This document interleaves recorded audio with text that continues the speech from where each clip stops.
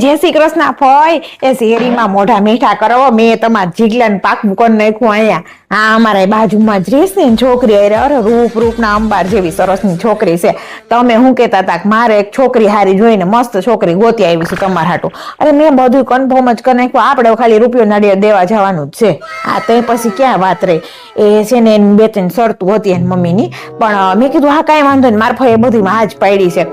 નાની મોટી શરત છે કે અમારા છોકરીને રાંધતા નથી આવડતું મેં કીધું અત્યારે કોઈને રાંધતા ના આવડતું મારા ભાઈ ખડે છે મેં બધું રાંધી નાખશે કા ભાઈ રાંધી નાખશો ને હા તો પછી ક્યાં વાત રહી અને કે છે ને જરાક આમ કચરા પોતાના વાસણ ને એવું કોઈ દી કર્યું નથી છોકરી હાથમાં મેનિક્યોર ને પેડિક્યોર ને અત્યારે કરાવતી હોય ને હા તી એટલે નથી કરતી મેં કીધું કાંઈ વાંધો ને મારા ભાઈ કામ વાળી રાખલે હો ને ભાઈ કામ વાળી હા તે પછી હું છે હવે અને કે જરીક મોડું ઉઠવાનું ટેજ મેં તો અત્યારે કોણ છોકરીઓ વહેલી ઉઠી જાય કા ભાઈ તો અને એ કે છે ને આમ બેટી જોઈ સવારમાં ઉતાર ને પછી છે ને નાખો દી માથું ચડે તે મેં કીધું એમાં કાંઈ ચિંતા કરતા નહીં માર ફઈ છે ને એનાથી થોડાક વહેલા ઉઠી જાય ને તાર ચા મૂકી દે એટલે એ ઉઠે ને તા પાકી જાય ને સીધો એને ચા દઈ દે કે તમારે ઘર થોડું એડજસ્ટ કરી લે કે રસોડામાં આવીને પી લે કે બેડમાં નહીં મળે કાંઈ વાંધો નહીં એટલું હલાવી લે મેં તો કાંઈ વાંધો નહીં અને પછી જરીક આમ જીમમાં ને એમાં જવાનું ટેવ